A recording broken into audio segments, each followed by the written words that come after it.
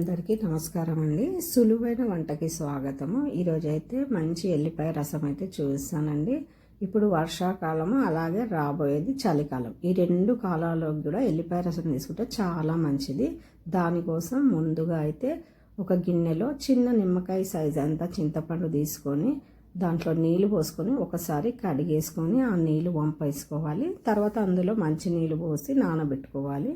ఇక్కడ నేనైతే 3 ఎల్లిపాయలు తీసుకున్నాను. ఇలా ఒక ఎల్లిపాయకి చాకు గుచ్చి స్టవ్ పైన కాల్చుకోవాలండి. ఎల్లిపాయని చాకు కొంచెం పెద్దగా ఉండేట్టు చూసుకోండి, లేకుంటే ఆ వేడి తగులుతుంది, జాగ్రత్త. ఇలా తిప్పుతూ కాల్చుకోవాలి. ఈ విధంగా 3 ఎల్లిపాయలని కాల్చుకోవాలి. ఇలా కాల్చుకొని పక్కకు పెట్టుకొని పైన మాడిపోయినట్టుంది కదా పొట్టు, అది చేత్తో ఇలా అంటే ఈజీగా వచ్చేస్తుంది. ఇలా అనుకొని ఆ పైన ఉన్న పొట్టునంతా తీసేసేయాలి. తీసేసాక ఆ పొట్టును పడేసి ఈ 3 ఎల్లిపాయలని ఒక గిన్నెలోకి అయితే తీసేసుకోవాలి.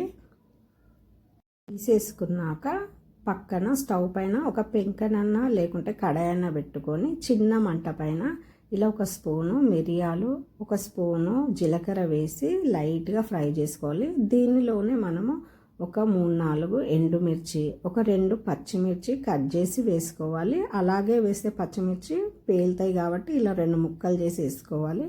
వీటిని చిన్న మంట మీద లైట్గా కలుపుతూ ఫ్రై చేసుకోవాలి. ఇవైతే ఫ్రై అయిపోయాయి. వీటిని కూడా ఒక గిన్నెలో తీసి పక్కకు పెట్టుకోండి. ఇక్కడైతే నేను రోల్ తీసుకొని అందులో ఒక ఎల్లిపాయ వేసి ఈ విధంగా అయితే కచ్చపక్క దంచుకోవాలి. ఒక్కొక్క ఎల్లిపాయ వేసుకుంటూ దంచుకోవాలి. దాంట్లో ఇలా బొడిపెల్లాగా ఉంటాయి కదా ఎల్లిపాయలు, అవి తీసి పడేసేయాలి. ఇలాగే 3 ఎల్లిపాయని కచ్చాపక్కగా దంచేసుకోవాలి. ఇది మిక్సీలో కూడా వేసుకోవచ్చు, కానీ నాకు ఇక్కడ రోట్లో అయితే ఇంకా టేస్ట్ బాగుంటుందని చేస్తున్నాను. టైం లేకుంటే మిక్సీలో కూడా చేసుకోవచ్చు. ఇలా నూరుతున్నప్పుడు పైన కొద్దిగా పొట్టు వెళ్తుంది, దాన్ని తీసేయాలి. మొత్తం పొట్టు తీయాల్సిన అవసరం లేదు. పైన కొంచెం దొడ్డు పొట్టు తీసి పడేయాలి. ఇందులోనే ఒక ఉల్లిగడ్డ అయితే వేసుకోవాలి. మీడియం సైజ్ ఉల్లిగడ్డ కట్ చేసి వేసుకొని కచ్చపక్కగా రెండింటిని దంచుకోవాలి. ఇప్పుడు ఇది దంచుకున్నాక మరీ సన్నగా అయితే దంచుకోదండి, ఈ విధంగా ఉంటే సరిపోతుంది. ఇంకా ఇదైతే రెడీ అయిపోయింది. దీన్ని కూడా పక్కకి ఒక ప్లేట్లో తీసి పెట్టేసుకోవాలి. ఇది మనం మిక్సీలో వేసుకుంటే ఒక 2-3 తిప్పులు ఇలా తిప్పుకుంటే సరిపోతుంది. కరెక్ట్గా రోట్లో నూరుకున్నట్టే వస్తుంది. నాకు ఇక్కడ టైం ఉంది కాబట్టి నూరుతున్నాను రోట్లో. మీకు టైం లేకుంటే మిక్సీకి కూడా వేసుకోవచ్చు. అదే రోట్లో మనం ఫ్రై చేసి పెట్టుకున్నాం కదా ఎండుమిర్చి, మిరియాలు, ఇది వేసి దీన్ని కూడా మనము దంచేసుకోవాలి. ఇది కూడా మనకి సన్నగా కావాల్సిన అవసరం ఏమీ లేదు. ఈ విధంగా ఉంటే సరిపోతుంది. మరీ సన్నగా అని ఏం అక్కర్లేదండి. చూడండి, ఇలా కచ్చా పక్కగా ఉంటే సరిపోతుంది. ఇది కూడా మిక్సీలో ఒక 2 తిప్పులు తిప్పితే సరిపోతుందండి మిక్సీకి వేసుకుంటే. దీన్ని కూడా మనం ఒక గిన్నెలో తీసి పక్కకు పెట్టుకోవాలి. అదే రోట్లో నేను ఒక చిన్న గ్లాస్తోని సగం గ్లాస్ నీళ్ళు పోసుకుని ఆ రోట్లో ఉన్న మసాలా అంతా కడిగేసి ఆ నీళ్లు వేస్ట్ కాకుండా మనం నానబెట్టుకున్నాం కదా చింతపండు గిన్నెలో అయితే పోసుకుంటున్నాను. ఇంక ఇక్కడ చింతపండు పులుసు కూడా పిసుక్కున్నాము. ఈ చింతపండులో నేను ఒక గ్లాస్ నీళ్ళు వేసానండి. దీంట్లో చిక్కగా వెళ్తుంది రసము. ఇది పిసికి ఒక గిన్నెలో పోస్తున్నాను.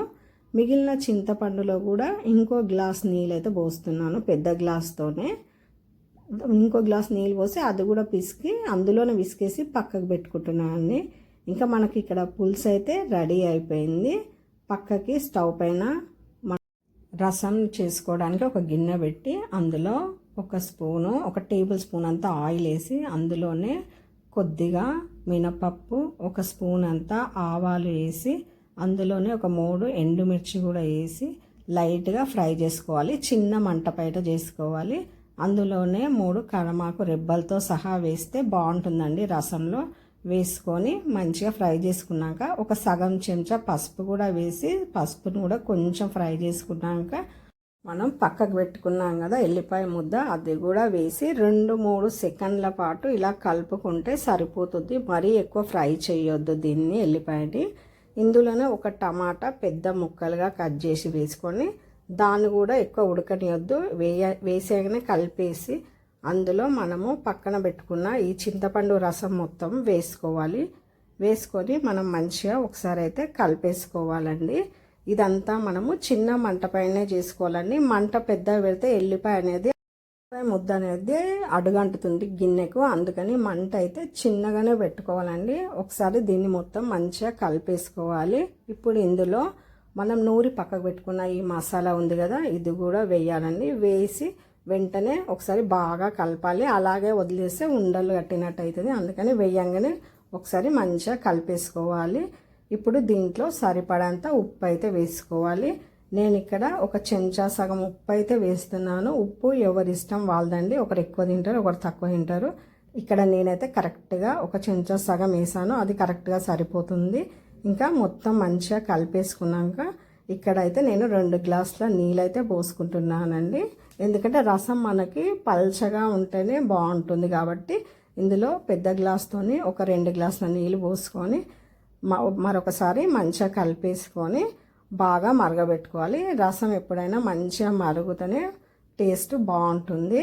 రసాన్ని మరగబెట్టుకున్నాక ఇంకా అది మంచిగా మరుగుతున్నప్పుడు మనము కొత్తిమీరని మంచిగా కడిగేసుకొని కట్ చేసి వేసుకోవాలండి. మరుగుతున్న రసంలో అయితే కొత్తిమీర వేసుకోవాలి. ఇంకా మనకైతే రసము రెడీ అయిపోయినట్టే. ఎంతో రుచిగా ఉండే ఈ ఎల్లిపాయ రసం అయితే వర్షాకాలంలో, చలికాలంలో మన ఒంటికి చాలా మంచిదండి. అందరికీ ఇప్పుడు దగ్గు, జలుబు, గొంతు నొప్పి అలా ఉంటుంది కదా, ఈ రసంతో ఒక్కసారి మనము అన్నం తిన్నామంటే ఇంకా చాలా రిలీఫ్ ఉంటుంది. నోటికి కూడా చాలా టేస్ట్గా ఉంటుందండి. జ్వరం వచ్చినప్పుడు ఒక్కసారి ఇది ట్రై చేయండి, అసలు ఇంకా దీన్ని వదలరు. ఇక్కడైతే ఇంకా మనకి రసం అయితే మంచిగా మరిగిపోయిందండి. కొత్తిమీర వేయంగానే ఒక్క నిమిషం ఇలా మరగనిచ్చి దించేసుకోవాలి, అంతే. ఇంకా రసం అయితే మనకి రెడీ అయిపోయినట్టే.